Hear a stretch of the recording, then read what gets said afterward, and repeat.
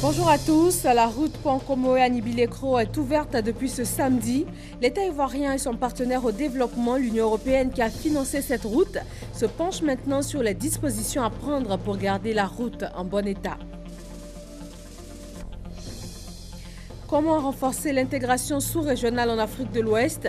Une cinquantaine de délégués de haut niveau de la sous-région se sont réunis à Abidjan pour plancher sur le sujet et ils vont faire des propositions concrètes. Et puis à Dakar, la capitale sénégalaise, le forum informel sur la paix et la sécurité en Afrique s'ouvre ce lundi. Les experts vont plancher sur des questions d'extrémisme violent et de gestion des espaces africains. Lundi 5 décembre, bonjour à tous, merci d'être avec nous en ce début de semaine sur RTI 1. L'axe routier Pont-Komoé-Anibilekro a été officiellement ouvert ce samedi par le chef de l'État ivoirien.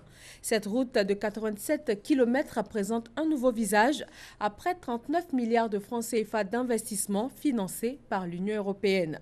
L'État ivoirien et ce partenaire au développement se penchent maintenant sur l'entretien de cette route. Abiba Dambélé, Saoué. L'axe Pont-Komoé à Bengourou-Anibilekro. Il y a encore quelques mois, le parcourir était un supplice pour les usagers de la route de l'Est. Mais après 24 mois de travaux de rénovation, il est selon le ministre des Infrastructures économiques, Patrick Hachi, l'une des plus belles voies du réseau routier ivoirien. Et comme toute beauté, elle se doit d'être entretenue. Comment y parvenir quand on sait que ce tronçon est fréquemment parcouru par les gros camions? Pour maintenir cette voie, nous nous attellerons à faire en sorte que la mise en œuvre du règlement 14 relatif au contrôle des charges en lieu s'applique intégralement dès la semaine prochaine. En attendant la construction des postes, on aura des postes mobiles et au demeurant, nous ferons en sorte qu'il y ait un entretien courant et périodique qui soit appliqué à cette route par un contrat pluriannuel à niveau des services. Éviter la surcharge des poids lourds afin d'allonger le pronostic vital de l'axe Pont-Komoé-Anibilekro, estimé à 15 ans. Cette route est prévue pour durer 15 ans, grâce à des efforts techniques tout à fait nouveaux, impressionnants, qui ont été mobilisés pour en quelque sorte renforcer la structure qui existait auparavant. Tout simplement une route qui coûte cher, puisqu'elle coûte 65 millions d'euros en tout, qui dure 15 ans est quand même beaucoup moins cher qu'une route qui coûte en apparence 45 millions d'euros et qui ne dure que 5 ans. Une démarche à laquelle adhèrent pleinement les transporteurs. Nous sommes déjà engagés dans l'application de cette mesure-là qui vise donc à faire en sorte que les camions ne puissent pas faire de surcharge. Et cela à travers le règlement 14 de l'UEMOA qui instaure désormais la limitation des charges. Les transporteurs dans leur ensemble sont de ceux qui veulent que les camions chargent moins. Parce qu'un camion moins chargé est un matériel roulant préservé, la vie de l'équipage est préservée et la vie du réseau routier aussi préservée. Pour une meilleure application du règlement 14 de l'UEMOA, l'Union européenne s'engage à financer la construction d'une station de pesage à Abangourou, un soutien de plus que n'a pas manqué de saluer le président Alassane Ouattara. Un président qui voit grand pour toute la région est du pays. Nous avons donc lancé les travaux de renforcement de la route Bouna-Doropo, frontière du Burkina, qui devrait s'achever l'année prochaine. Alors, grâce à ces travaux, nous allons faire gagner plus de 100 km sur le trajet, partant donc de Ouagadougou vers l'est pour descendre jusqu'au port d'Abidjan. Et cela sera donc important pour le coût du transport et pour la qualité des échanges. Et cela donnera, j'en suis persuadé, un regain d'activité majeur à cette région de l'Est.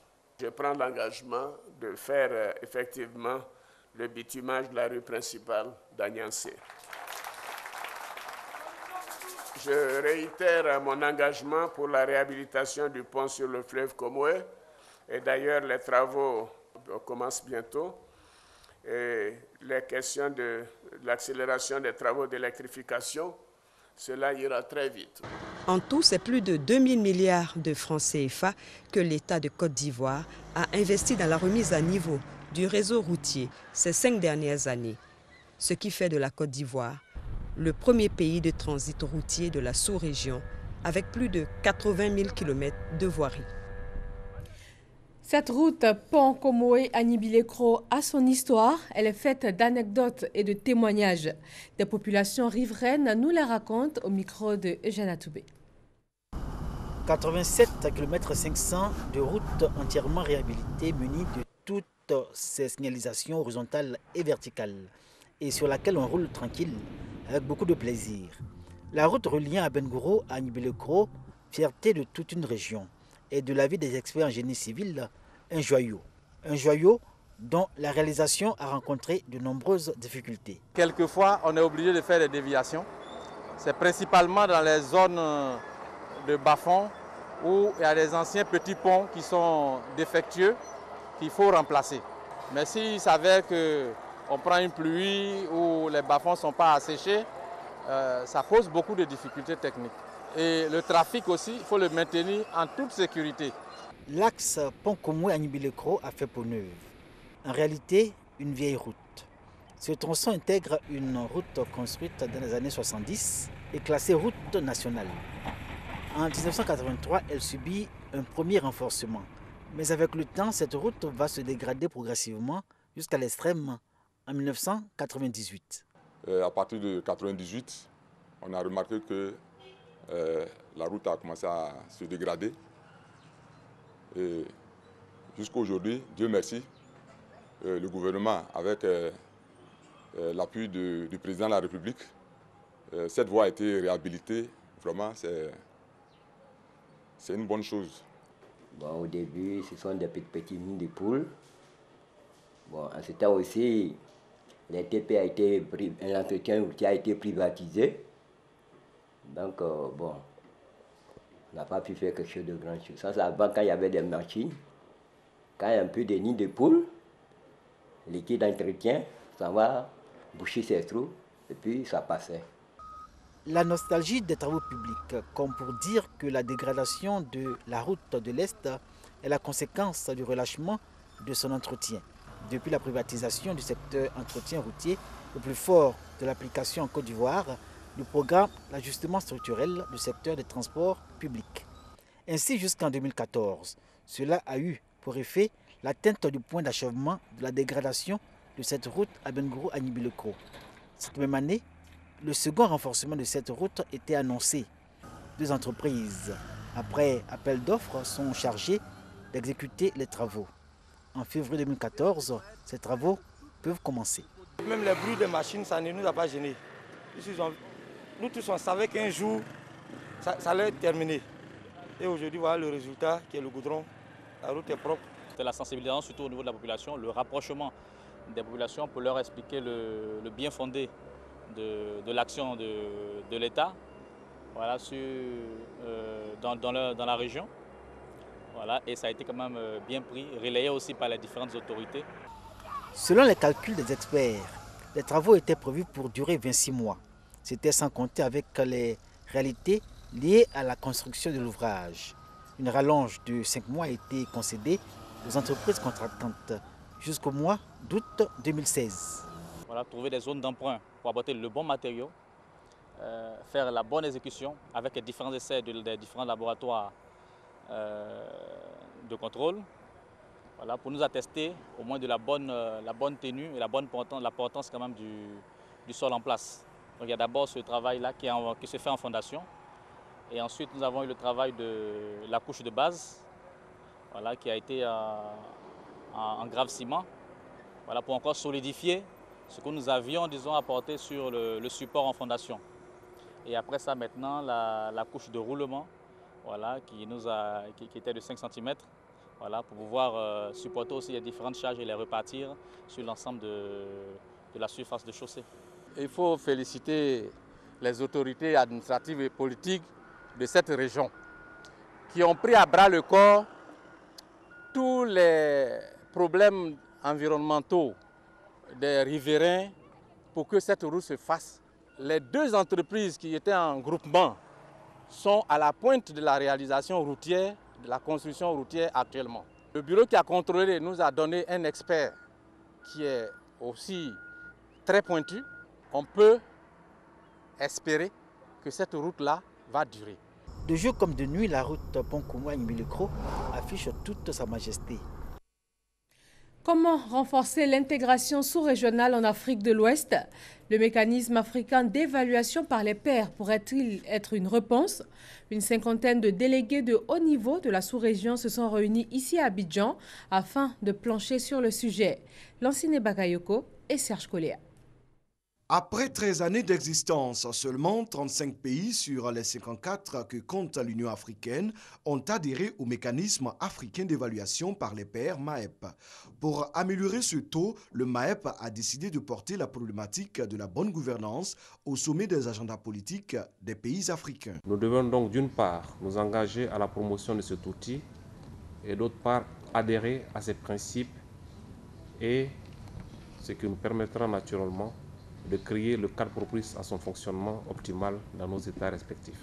L'atelier régional vise principalement à promouvoir les domaines d'intervention du MAEP et les indicateurs d'évaluation y afférents auprès des États et des institutions d'intégration de l'espace CEDEAO. L'activité de sensibilisation sur le processus de l'auto-évaluation s'inscrit directement dans le plan stratégique 2016-2020, collectivement approuvé par la CNMAEP et les parties prenantes. C'est un processus participatif et inclusif. Le mécanisme africain d'évaluation entre les pairs, MAEP, a été adopté en mars 2013. Il a pour objectif de renforcer la gouvernance dans les domaines politiques, économiques, des entreprises et du développement socio-économique au sein des pays participants. C'est un instrument africain d'auto-évaluation auquel adhèrent les États membres de l'Union africaine sur une base volontaire. Troisième congrès de la Société ivoirienne de néphrologie. Les travaux portent sur l'actualisation des connaissances dans la prise en charge de la dialyse et de la transplantation rénale. Le reportage est signé Charles Tatou. L'insuffisance rénale constitue une préoccupation pour les professionnels de la santé.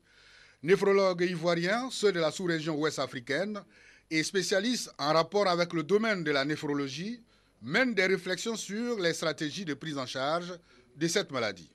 Les travaux du 3e congrès initiés par la Société ivoirienne de la néphrologie leur ont permis d'échanger leurs expériences en matière de la dialyse, surtout la transplantation rénale. Il fallait qu'on donne une formation à tous les médecins pour qu'ils puissent prendre en charge au cas où certaines situations se présentaient. Avant octobre 2012, les personnes qui avaient les moyens et même l'État aidaient les patients à aller se faire transplanter à l'étranger. Aujourd'hui, avec cette possibilité, les patients ne sont plus obligés de s'expatrier. C'est un soulagement pour les patients, mais ce n'est pas suffisant parce que jusqu'à présent, nous n'avons pas encore d'infrastructures dédiées à cette activité qui permettent le développement de cette activité. À la date d'aujourd'hui, nous avons plus de 500 patients qui sont traités par dialyse. Et nous avons plus de 300 patients qui sont sur la liste d'attente parce qu'il n'y a pas assez de places en dialyse. Or, pour faire de la place en dialyse, il faut que le patient puisse bénéficier d'une transplantation. Et donc, il faut qu'on augmente le rythme de la greffe rénale. La Côte d'Ivoire est le seul pays d'Afrique noire francophone qui effectue la transplantation rénale depuis 2012. À ce jour, 25 greffes rénales ont été réalisées avec succès. À Issia, dans le centre-ouest de la Côte d'Ivoire, les communautés ont été sensibilisées aux bons gestes à adopter pour éviter le VIH-Sida. Les agents de santé impliqués dans la lutte contre la pandémie ont été distingués et rigorés. Mobilisation des populations dans la commune d'Issia à l'occasion de la campagne de sensibilisation contre le VIH. Ce déferlement des populations s'inscrit dans le cadre de la sensibilisation menée par la direction départementale de la santé d'Issia.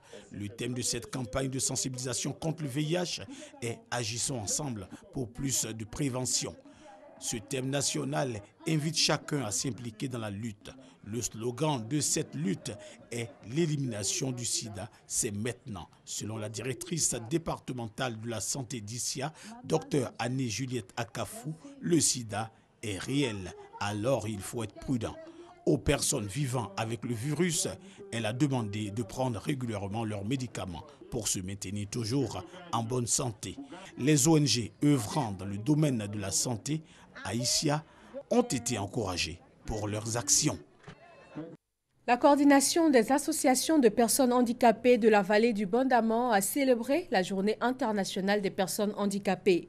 Elle a sensibilisé les autorités et les communautés pour l'insertion sociale et professionnelle des personnes vivant avec un handicap.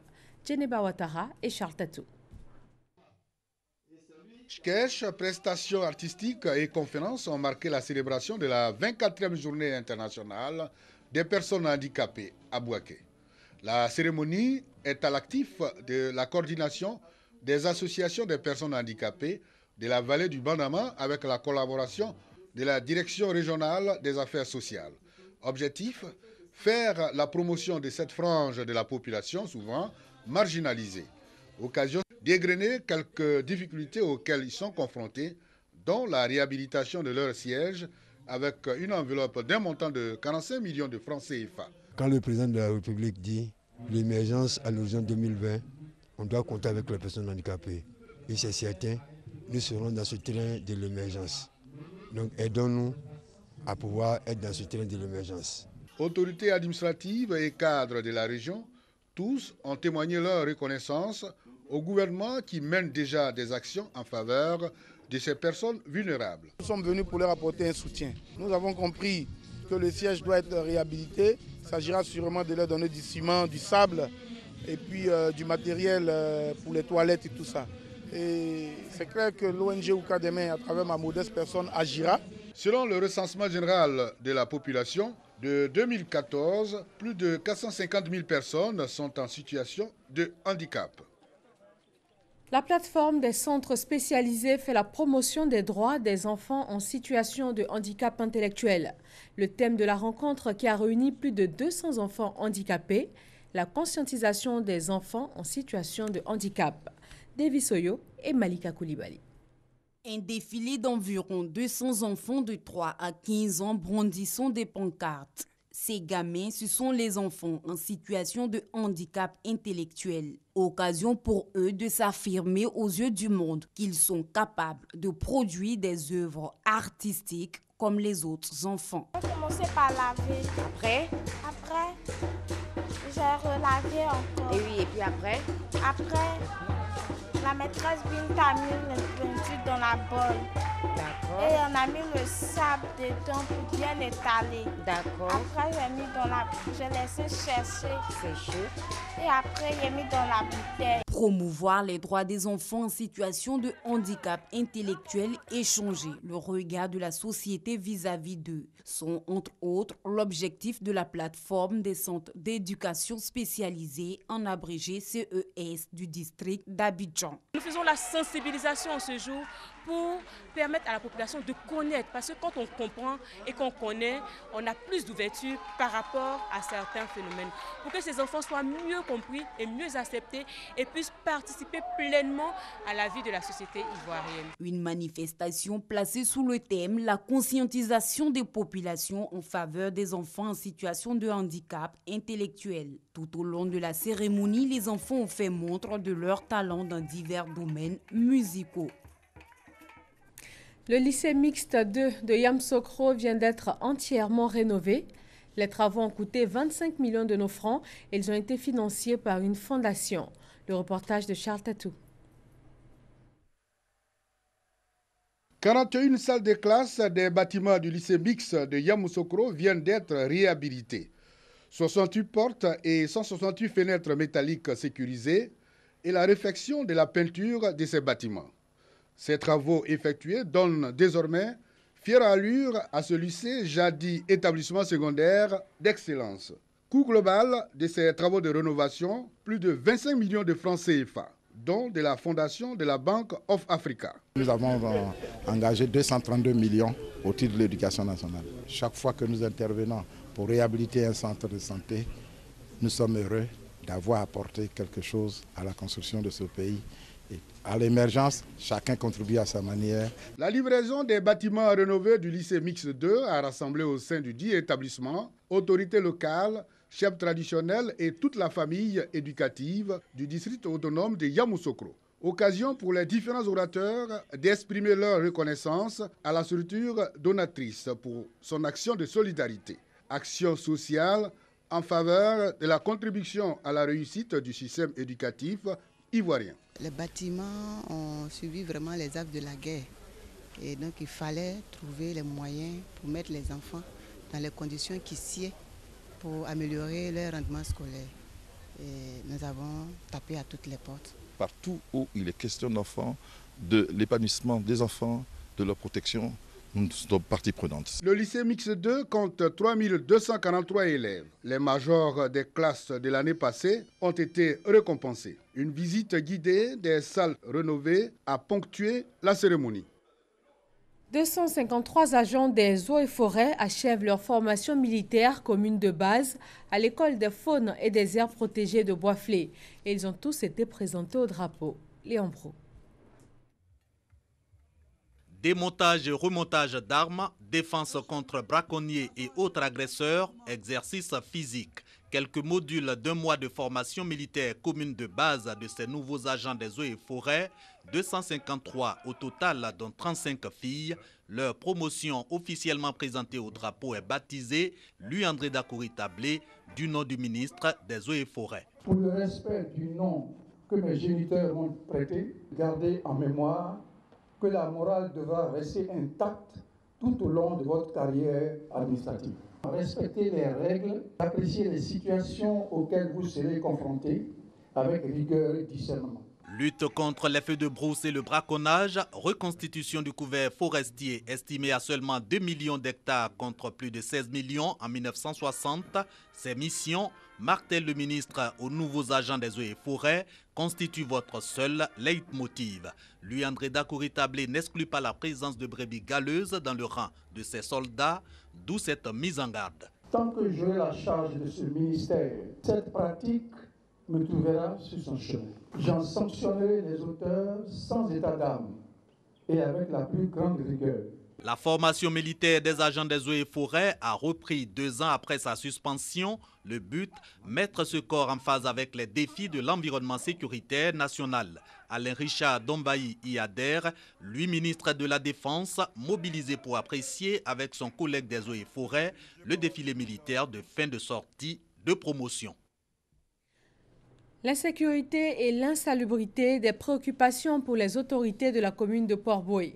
Elles ont mis en mission les agents des forces de l'ordre, les leaders communautaires et aussi les chefs coutumiers.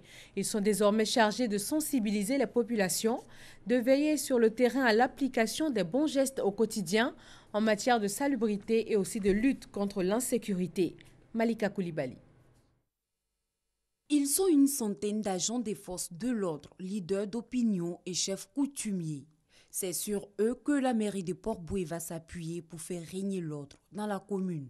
Il arrive que pour des cérémonies de funérailles, de baptême, on occupe les rues sans autorisation préalable. Toutes ces questions doivent être passées au peigne fin et donner la sensibilisation, donner la formation, l'éducation à ceux qui occupent ces domaines-là, afin que, après une période de sensibilisation de 2 ou 3 mois, nous puissions passer à la phase dépressive.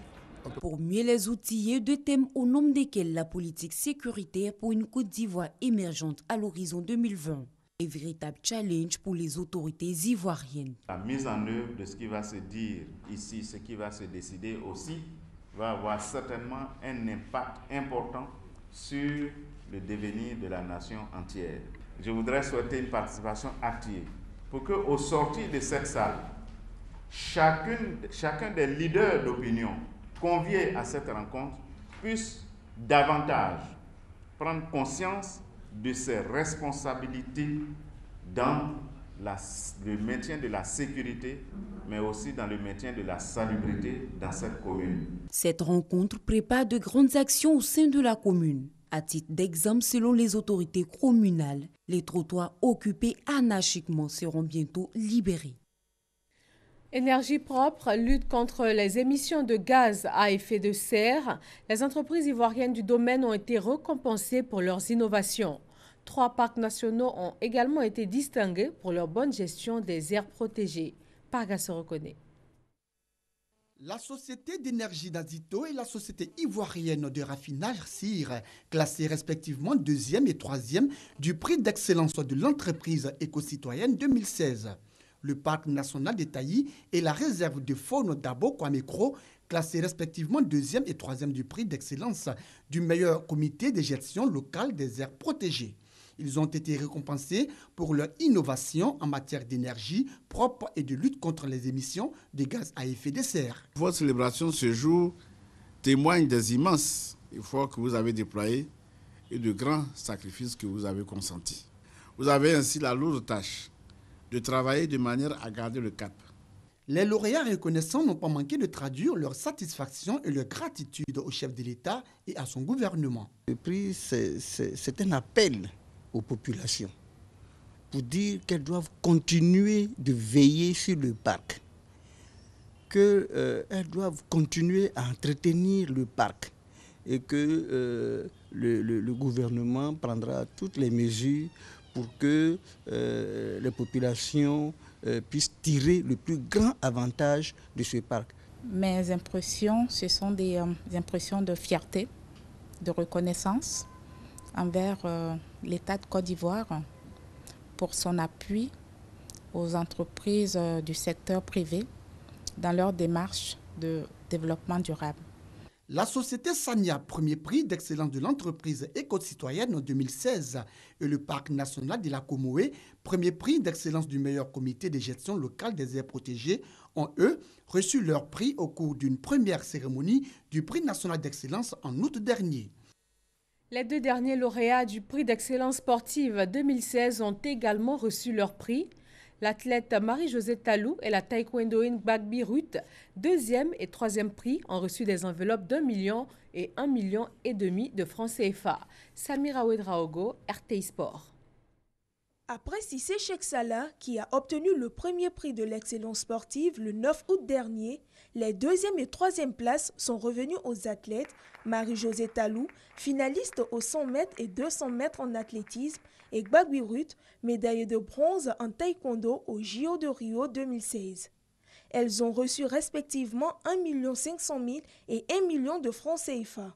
Un geste qui colle parfaitement, selon le ministre François-Albert Amicha, à la volonté du chef de l'État Alassane Ouattara de voir les sportifs ivoiriens s'approprier les valeurs que sont le travail, l'effort et le mérite. C'est pour nous l'occasion, au nom du gouvernement ivoirien, de féliciter tous ces athlètes qui ont porté haut le flambeau ivoirien et qui ont contribué au prestige de la nation. Bientôt, nous allons entrer dans l'année 2017.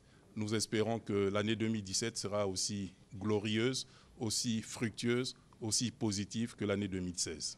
Au nom des récipiendaires, le président de la Fédération ivoirienne de taekwondo, Bamba Cheikh Daniel, a remercié le ministre des Sports et Loisirs pour cet honneur fait une fois de plus aux athlètes méritants, ainsi que son soutien à chaque étape de leur parcours. Marie-Josée Talou, absente pour cause des blessures, c'est sa mère qui a reçu le prix. Le ministre et le président de la Fédération de taekwondo en ont profité pour rendre un hommage aux parents des athlètes. Dans le monde culturel ivoirien également, on va parler de distinction. Ce sont les mécènes, ces hommes et femmes qui aident les acteurs de la culture à mener à bien leur mission et à faire briller la culture ivoirienne qui ont été distingués. Le reportage de Sita Soro. Cérémonie de distinction des femmes et des hommes qui excellent dans leur domaine d'activité et dont les œuvres contribuent à l'amélioration du quotidien des populations. Les mécènes d'or sont à leur 5e édition cette année 2016. Valorisation de la femme et développement en Afrique, c'est le thème de cette édition qui rend hommage à la femme, mère de tout développement. nous les humains, c'est-à-dire que la femme, elle est celle qui donne vie, la femme, c'est celle qui, quand ça ne va pas, c'est elle. Je pense que simplement, c'est aussi simple, on a décidé simplement de la célébrer parce qu'elle a sa place dans la société, et une grande place d'ailleurs. Au total, 7 prix ont été attribués dans différents domaines, notamment la meilleure femme de l'année, le meilleur promoteur et le mécène d'or, honneur. Si nous pouvons faire quelque chose pour ces jeunes-là, qui ne cherchent qu'à faire la promotion des gens qui ont fait quelque chose dans ce pays. Je crois qu'il faut les encourager et vraiment il faut les aider. C'est un sentiment de plaisir, de reconnaissance, de savoir que quelque part, il y avait une très grosse structure, il y avait des gens, des personnes qui tapis dans l'ombre en prouvant que j'étais un acteur de paix. J'ai reçu un prix. Je pense que c'est la reconnaissance du travail qu'on fait, c'est la reconnaissance donc de la femme. Hommage a été rendu à la ministre Euphrasie Yao Kouassi à travers un prix pour ses actions en faveur de l'épanouissement de la femme ivoirienne. Selon les organisateurs, à travers ce dîner gala des mécènes d'or, la structure ADCOM pose les jalons d'une œuvre majeure et pleine de symboles en vue de l'édification de la Côte d'Ivoire. Direction Dakar au Sénégal pour terminer. Le forum informel sur la paix et la sécurité en Afrique s'ouvre aujourd'hui lundi. 2 jours durant, experts, chercheurs, militaires, responsables politiques et membres de la société civile vont plancher ensemble sur les questions de l'extrémisme violent et de la gestion des espaces africains. Merci de votre attention. Je vous retrouve à 20 h pour un nouveau journal sur RTI 1. Très bon début de semaine à tous.